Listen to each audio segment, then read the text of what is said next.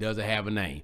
So first thing I want to talk about, first thing up, a lot of people are discussing this and talking about it. The unfortunate incident that happened in Chicago. I believe the area that it happened in Chicago was the West Pullman area of Chicago. If you have not seen this or heard about it, a man got into a physical altercation with a woman there in some kind of eating establishment. I don't know what the argument was about. I don't know why it escalated in the way that it escalated, but the young man takes his fist and begins to punch the woman as hard as he can. The woman has a 14-year-old son who's in the doorway, who takes out a gun and shoots his mother's attacker. The man that was shot did not survive.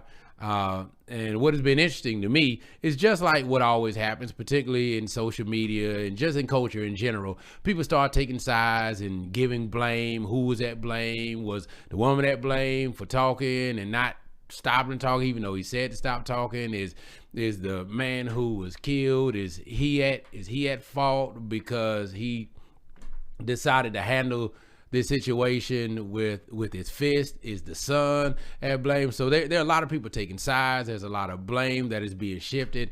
And I'm not really interested in that conversation. I know a lot of people will have that conversation and say they're on this side or that side, or who was right or who was wrong. And you can have that discussion. I just think the whole thing is tragic. I don't think there are any winners. Who's the winner in any of this? There are no winners.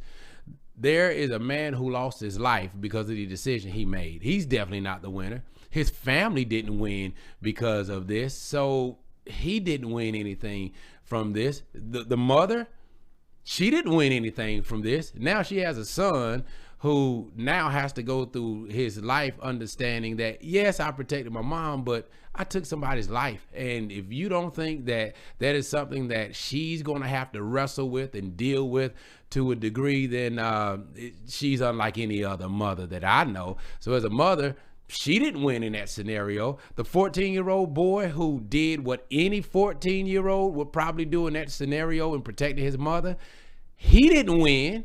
I mean, he did what he was supposed to do. He protected his mom. There was a man who's bigger than he is, and he made a decision to protect his mom in that way. But that young man is going to need all kind of counseling and help because he took a life. And anyone that has ever been in a scenario to take somebody's life, unless you are a sociopath, a psychopath, that will stay with you for the rest of your life. Nobody won. It's a story of everybody losing because of one bad decision, then creating another bad decision, then creating much more tragic decisions. Let's try to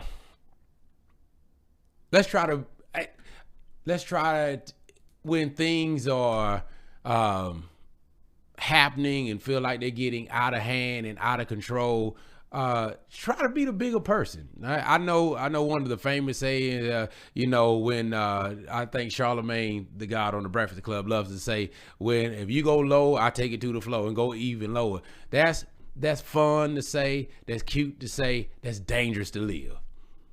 That's fun to say. That's cute to say.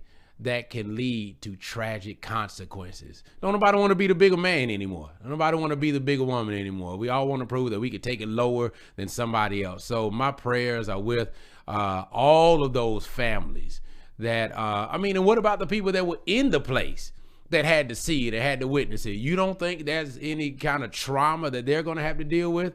So I just keep all of them in my prayers, and I know many of you do as well, because I'm not interested in taking sides. I'm just prayerful because nobody won in that event, in that circumstance. So prayers to you, and may the Lord bring you through all of the things that you will have to do in order to recover from the loss of that tragic event.